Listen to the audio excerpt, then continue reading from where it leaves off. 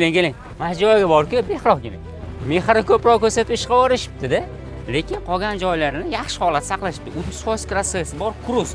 Egalarni aytish bo'yicha 30% cha bor deyaptilar, lekin menimcha narxini kelishga harakat qildik. Kommentda fikringizni qoldirib qo'yasiz. 2009-yil avtomat korobka Lacetti Cruz so'raganlar uchun bozor o'zidan chiroyli variantdagisini ko'rsatib beramiz.